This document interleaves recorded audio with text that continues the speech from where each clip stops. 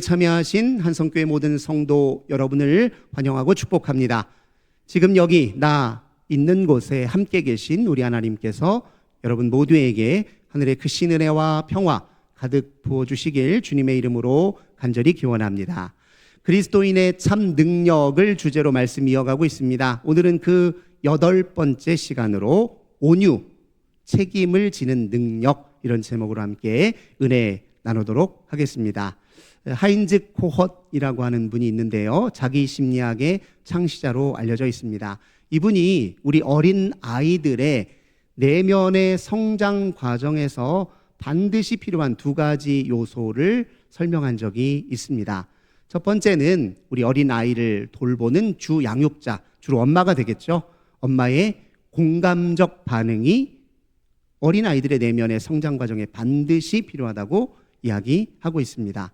어린 아이들은 엄마 눈에 비친 자기 모습, 엄마의 표정에 비추어진 자기 모습을 자기로 인식하고, 또 엄마가 아이가 웃으면 빵긋 함께 웃어주고, 아이가 아플 때 안타까운 표정으로 함께 아파해주는 그 모습을 통해 자기 자신을 긍정적으로 인식하고 건강한 자아상을 형성하게 되어 있습니다. 그래서 공감적 반영이 굉장히 중요해요. 엄마가 아이의 욕구를 제때제때 잘 알아차려서 시의적절하게 그 욕구에 반응해 주는 것 역시 공감적 반응이라고 할 수 있습니다. 그 과정에서 아이는 자존감도 향상되고 건강한 자아 구조를 그 내면에 형성하게 되어 있습니다. 또 하나 두 번째 중요한 요소가 있는데, 성장하는 어린 아이들에게 반드시 필요한 것인데, 견딜만 하고 이겨낼 만한 좌절 경험이 필요합니다. 제가 예전에 설교에서 몇 차례 강조해 드린 적이 있지요. 아이들은 좌절 경험을 이겨내는 과정을 통해서 성장하게 되어 있습니다. 예를 들면 12개월 좀 되면 아이들이 막 걷기 시작하거든요. 아이들이 걷기 시작하면 그때 그들 내면에 전능감이 최고조에 달합니다. 이제 첫 발을 막 내기 시작하고 걷기 시작하면 그 아이들 마음속에서는 어떤 생각이 드냐면, 나 이제 뭐든지 다 할 수 있을 것 같다. 세상을 다 가진 것처럼. 기어다니며 살 때는 전혀 보지 못했던 새로운 세계를 보았으니까 걸으면서 느끼는 그 전능감과 그 흥분이 얼마나 크겠어요. 그런데 그러다 보니까 이제 자신 있게 막 걸어다니는 걸 넘어서서 막 뛰려고 해요. 이제 막 걷기 시작하면서 막 뛰려고 해요. 넘어지죠. 걸려서 넘어지고, 또 아직 미숙하니까 넘어지면 충격이 큽니다. 아픔이 큽니다. 한두 번 넘어졌을 때는 괜찮아요. 근데 이거 왜 이러지 하면서 또 다시 막 걷다가 뛰다 하다 보니까 또 넘어져요. 다음에는 무릎이 크게 깨져가지고 너무너무 아파요. 막 웁니다. 아이들이 어느 순간 그러면 어떤 생각이 드냐면, 이게 아닌가? 난 뭐든지 다 할 수 있을 것 같은데 사실 이게 아닌가? 하고 갑자기 자존감이 확 내려가는 순간들이 있어요. 그때 그 상황을 잘 이겨내면 그 아이가 한층 더 내면이 성장하게 되어 있습니다. 그런데 그렇게 충격과 아픔, 자기 자신에 대한 실망감이 찾아왔을 때 그걸 극복하게 만드는 힘이 어디에 있을까요? 곁에서 지켜보는 엄마의 힘입니다.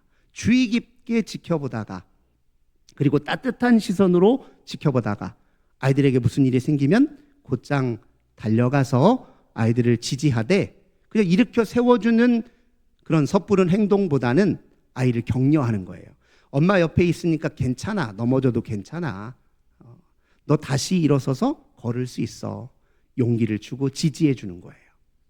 지금 한참 자신감이 떨어져 있는 그 아이에게 괜찮다고 말해주면서, 다시 일어설 수 있다고 말해주면서, 다시 걷고 결국 뛸 수 있다라고 말해주면 격려하는 그 과정 속에서 아이들이 한층 성장한다는 거예요.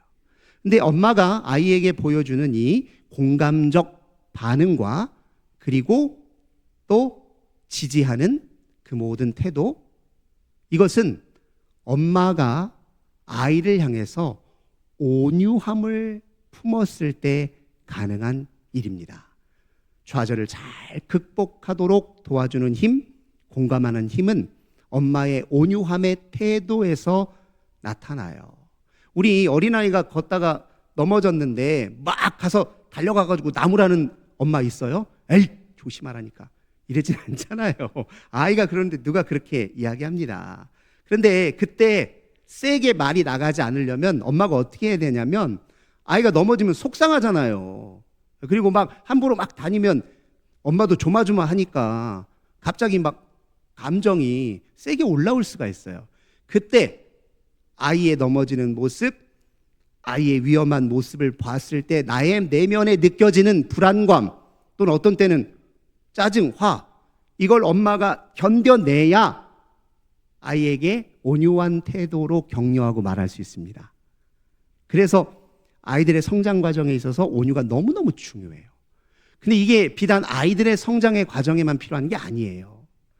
우리 인생 전체가 성장의 과정인데, 우리도 이전보다 한층 더 성숙해지는 과정을 한번 되돌아보면 우리의 빛나는 성장의 순간순간에 우리를 향해 따뜻한 시선으로 격려하고 지지하며 부드럽고 온유한 태도로 우리를 감싸줬던 사람들이 있었다는 것을 우리 확인하게 됩니다.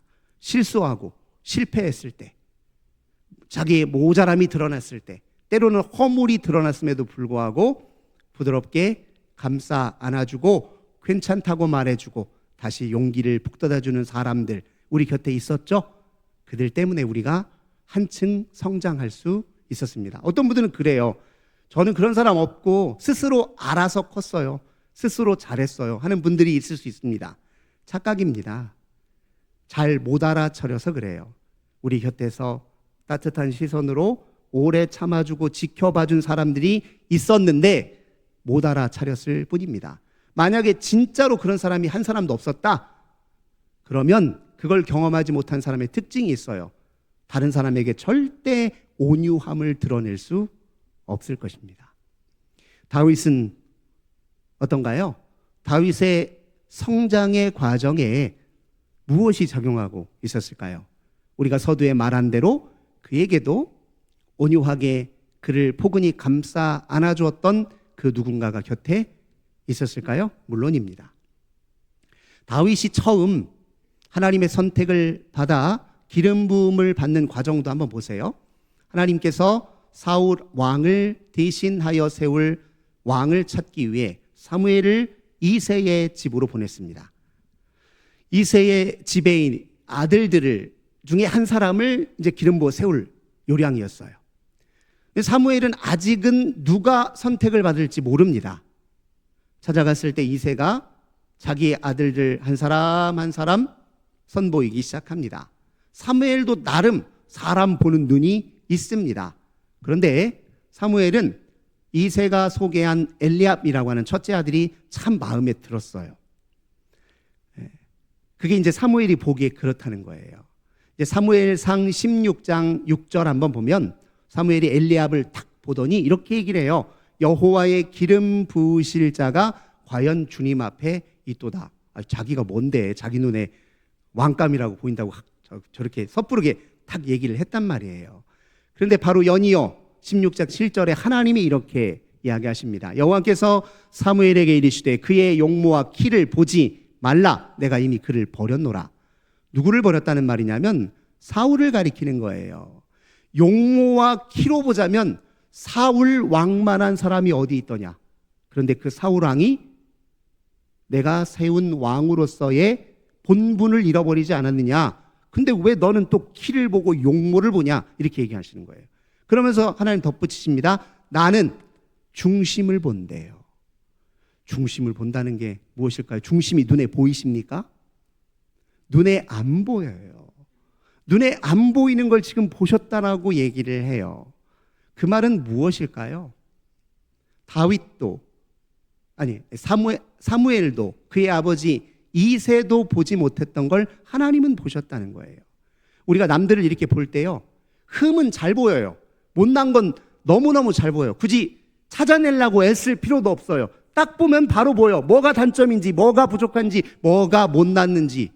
이거 뭐 애써서 찾을 이유가 있습니까? 보면 바로 드러나는데. 그런데 그의 진면목을 보려면 다른 시선으로 봐야 돼요. 주의 깊게 봐야 됩니다. 오래 참고 봐야 돼요. 관심을 갖고 지켜봐야 됩니다. 따뜻한 시선으로 봐야 돼요. 그래야 보여요. 그래요. 이새의 눈에, 아버지 눈에도 아직 다윗은 눈에 안 차요. 사무엘의 눈에도 안 찹니다. 하지만 단점만 보이겠죠. 키도 작고 아직 어리고 뭐 아직 더 커야 되고. 그런데 하나님은 보셨대요. 이게 바로 온유함이에요. 어떤 사람을 바라볼 때 주의 깊게 살피고 오래 참아내며 살피는 거예요. 안 좋은 거 너무너무 많이 보이잖아요. 안 좋은 걸 가슴에 끌어안고 견뎌내면서 그래도 오래 보는 거예요. 관심 있게 지켜보는 거예요. 따뜻한 시선으로 보는 거예요. 그래야 그의 진면목이 보입니다. 다윗은 하나님, 온유하신 하나님의 눈에 들어 선택받은 거예요. 선택만 그런가요? 그의 성장의 과정에 하나님의 온유하심이 얼마나 깊었는데요. 사울 왕에게서 쫓겨 도망 다닙니다. 그 모든 순간 온유하신 하나님이 그를 섬세하게 돌보셨어요. 그도 그걸 느끼고 경험하면서 자랐습니다. 그걸 어디서 확인할 수 있냐? 다윗 곁에, 도망자 신세가 되어버린 다윗 곁에 상당히 많은 사람들이 계속 찾아오는 거예요. 근데 그 사람들이 주로 어떤 사람들이냐?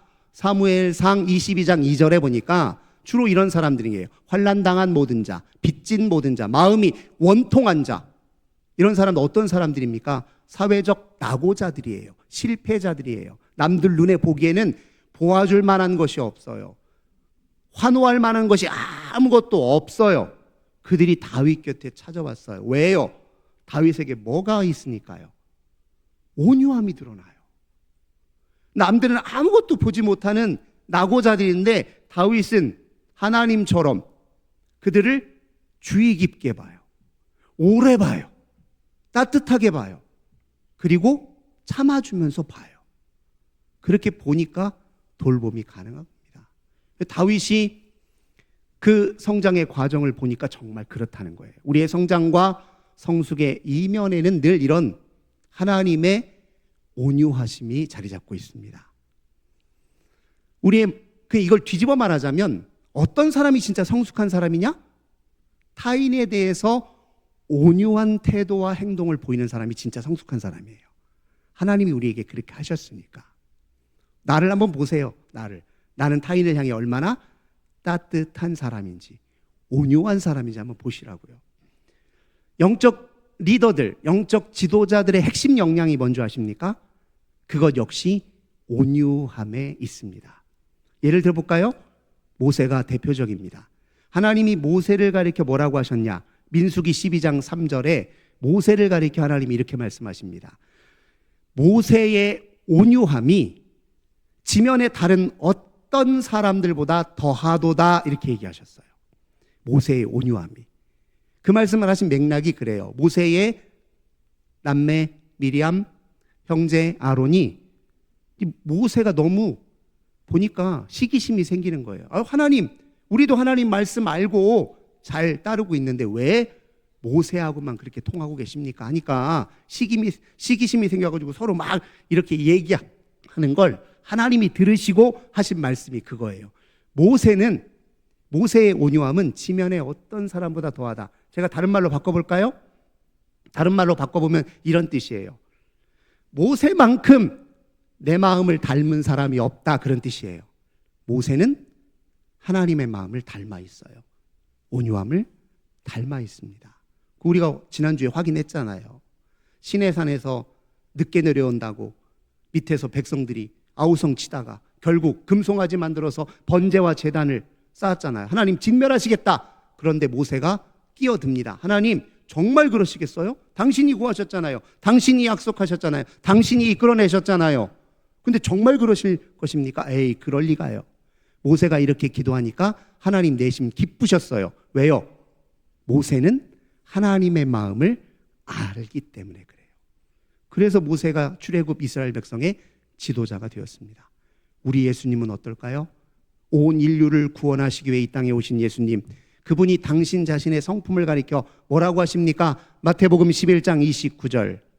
나는 마음이 온유하고 겸손하니 나의 멍에를 메고 내게 배우라. 온유함과 겸손함은 한 짝입니다. 겸손해야 온유할 수 있어요. 내 허물 알아야 남의 허물을 수용해 낼 수가 있습니다. 겸손함은 온유함의 태도를 통해서 드러나고 실천돼요. 그래서 예수님이 저걸 한 쌍으로 얘기하시는 거예요. 온유함과 겸손함. 실제로 성경에서도 온유함과 겸손함을 바꿨어요. 바꿔서 사용합니다. 둘이 같이 통해 있기 때문에 그렇습니다. 예수님 또 그렇게만 말씀하셨습니까? 마태복음 5장 5절. 온유한 자는 복이 있나니 그들이 땅을 기업으로 받을 것이며. 저기서 말하는 땅, 온유한 자에게 하나님이 땅을 많이 줘가지고 부자 되게 하시겠다 그런 뜻이 아닙니다. 하나님에게 땅은 하나님의 뜻을 이룰 공간, 하나님의 뜻을 구현할 사람, 하나님의 나라를 상징합니다. 온유한 자에게 하나님 나라의 비전을 품고 그걸 이룰 특권과 책임을 부여하신다 그런 뜻이에요. 온유한 자들을 하나님 나라의 주역으로 세우시고 온유한 자들을 하나님 나라의 리더자로 세우시겠다 그런 뜻입니다. 리더자의 핵심 역량은 온유함에 있어요. 다윗도 그의 자라가는 과정을 보면 온유함의 리더십을 발휘했어요. 나중에 사울 왕이 죽고 나서 우리 상황을 알고 있잖아요. 사울 왕이 죽고 나서 유다 지파는 다윗을 왕으로 세웠지만 나머지 다른 11지파는 사울 왕의 아들 이스보셋을 왕으로 세웠습니다. 그 역사적 과정 때문에 사실 저 북이스라엘의 지파 사람들 중에는 다윗에 대한 반감을 가진 사람들이 있었어요. 그게 언제 확인됐냐면 압살롬이 반역을 일으키고 다윗이 서둘러 예루살렘 성을 빠져나가는데 시므이가 그 다윗을 보고 저주하잖아요. 뭐라고? 꼴 좋다. 사울왕을 죽게 하더니 사울왕에게서 피를 보더니 네가 네 아들에게서 똑같이 당하는구나. 저주했잖아요. 그때 그 시므이는 여전히 다윗을 향해 반감을 갖고 있었던 사람들을 상징하는 인물이란 말이에요. 근데 그렇게 될 수밖에 없었던 게 사울왕이 죽고 어쩔 수 없이 나라가 분열된 상황이었어요. 다윗은 전면전을 그러니까 저쪽과 싸울 생각이 없었어요. 하지만 다윗 아래의 장수들, 저쪽 이스보셋 왕의 장수들은 우열 다툼이 중요해. 네가 세냐 내가 세냐. 국지전이 벌어져요. 그렇게 국지전이 벌어지고 서로 으르렁거리는 시간이 7년이에요. 그러니까 다윗에 대한 반감을 갖는 사람들이 있을 수밖에 없죠. 그런데 어떻게 둘이 으르렁대던 그 둘이 유다와 나머지 지파가 하나로 통일 왕국을 이루게 됐냐고요. 이때 다윗의 온유의 리더십이 발현된 것입니다. 첫째, 다윗은 무력으로 북쪽의 이스라엘을 정복하기를 내려놓았습니다. 그런 마음을 내려놨어요. 그리고 하나님의 때를 기다렸습니다. 가만히 보면 나 같은 사람을 세우시고 부르시고 유다의 지파의 왕으로까지 세우신 분이 하나님이신데 내가 뭐라고 내 스스로 권력을 찬탈하여 스스로 왕자리를 차지한단 말인가. 하나님의 때를 기다려야지. 다윗이 그런 마음 먹었어요.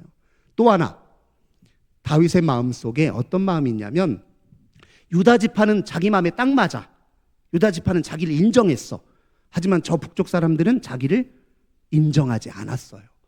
그럼에도 불구하고 다윗은 내 마음에 맞는 사람은 비록 유다 지파지만 저 북쪽 이스라엘 다른 지파들도 하나님의 백성 아니냐. 하나님이 온 이스라엘을 당신의 백성으로 부르셨는데 나도 그들을 품어야지. 이 온유한 사람들은요, 불편한 걸 잘 견뎌요. 예를 들면 그렇잖아요. 우리가 다른 사람을 한번 안는다고 생각해 보세요. 근데 하필이면 이 사람의 체취가 내가 참 싫어하는 거야. 저는 이제 냄새 맡는 게 좀 둔감한데 우리 아내는 굉장히 냄새 맡는 게 뛰어나거든요. 그래서 냄새가 민감할 수 있다는 걸 우리 아내를 통해 배웠어요. 딱 안 하려고 하는데 내가 싫어하는 냄새가 나요. 그러면 싫어하는 냄새가 불러일으키는 불쾌감을 내가 끌어안지 못하면 그를 어떻게 하나요? 온유는 상대방이 내게 가져다주는 불쾌함을 끌어안아야 실천이 가능한 겁니다. 저 북이스라엘 사람들 다윗에게 아직 마음 열지 않았어요. 그런데 그들도 하나님의 백성이잖아요. 다윗이 끌어안으려고 했습니다. 그걸 어디서 확인할 수 있냐면 저 북쪽의 이스보셋 그리고 그 권력 밑에 권력 2인자 아브넬이라는 사람이 있어요. 이 둘이 항상 알력 다툼을 해요. 둘이 사실은 사촌지간이에요. 권력의 2인자인 아브넬이 자꾸 이스보셋을 치받아요. 실권은 사실 아브넬에게 있었습니다. 그러다가 이스보셋이 자꾸 말을 안 들고 뛰쳐나가니까 아브넬이 차라리 다윗과 손을 잡아야 되겠구나 하고 남쪽 유다로 내려왔다가 돌아가는 길에 다윗의 밑에 장군 요압에게서 살해를 당해요. 왜냐하면 아브넬이 요압의 형제를 죽였거든요. 보복한 거예요, 요압이. 그때 다윗이 어떻게 반응했냐? 이렇게 얘기해요. 북쪽 이스라엘 지파 사람들에게 연락합니다. 내 뜻이 아닙니다. 내 뜻이 아니었습니다. 그가 죽게 된 이것이 아닙니다 하면서 그 아브넬을 위해서 성대한 장례식을 치러줘요. 그리고 또 아브넬이 죽고 난 이후에 이스보셋 왕궁에서 쿠데타가 일어납니다. 레갑과 바하나라는 사람이 이스보셋을 죽이고 다윗에게로 달려왔어요. 우리가 저 북쪽 지역의 왕을 제거하고 왔습니다. 다윗이 어떻게 했게요? 다윗이 잘했다 칭찬한 것이 아니라 레갑과 바하나를 오히려 심판했습니다. 이것이 북쪽 이스라엘 다른 지파 사람들의 마음을 녹아내리게 한 거예요. 다윗이 자기들에게 반감을 가지고 있는 저들을 온유함으로 품으로 온유의 리더십을 발휘함으로 하나의 통일 왕국이 된 것입니다. 지금도 마찬가지예요. 지금 예루살렘 성을 빠져나가서 압살롬의 군대와 싸워 승리했습니다. 다윗이 다시 성으로 돌아와요. 돌아오니까 걱정되는 사람이 있어요. 누가 걱정돼요? 시므이가 걱정돼요. 다윗을 그렇게 조롱하고 조소하고 비난했으니 나는 이제 죽은 목숨이구나 생각하고 있어요. 아니나 다를까 그 밑에 아비새라는 사람이 내가 당장 저 시므이부터 처형하겠습니다. 허락해 주십시오. 그때 다윗이 한 말이 오늘 한 말이에요. 우리가 읽었던 본문입니다. 내용이 무슨 뜻이냐면 이래요. 내가 지금 이스라엘 사람을 나보고 죽이라고 하는 거야? 그게 얼마나 나한테 큰일인 줄 알아? 내 의중을 알고서나 지금 그런 요구를 하는 거야? 나하고 원수질 일 있어? 저 이스라엘 사람도 하나님의 백성이야. 이 백성 내 거 아니야. 하나님의 것이지. 그런데 어떻게? 나 유다 지파 왕으로 부름받은 사람 아니야. 하나님이 온 이스라엘 백성을 돌보라고 나를 보내셨는데 내가 어떻게 그를 죽여? 하면서 시므에게 나 당신 죽이지 않습니다. 맹세합니다. 이렇게 얘기한 거예요. 그러니까 시므이를 완전히 용서했어요. 아이고 시므이 보면 불편하지 않겠어요? 대놓고 나를 욕한 사람 편하게 보실 수 있으세요? 우리 성도님들 대놓고 나를 비난하고 대놓고 나를 깎아내리고 대놓고 나를 짓밟는데 그 앞에 얼굴 똑바로 쳐다보면서 마음 편할 자신 있으세요? 그거 힘듭니다. 다윗은 뭐 때문에 그렇게 했을까요? 하나님이 자기를 그렇게 참아주셨잖아요. 비열하게 밧세바 취하고 우리야 비열하게 죽였어도 하나님이 자기에게 또 기회 주셨잖아요.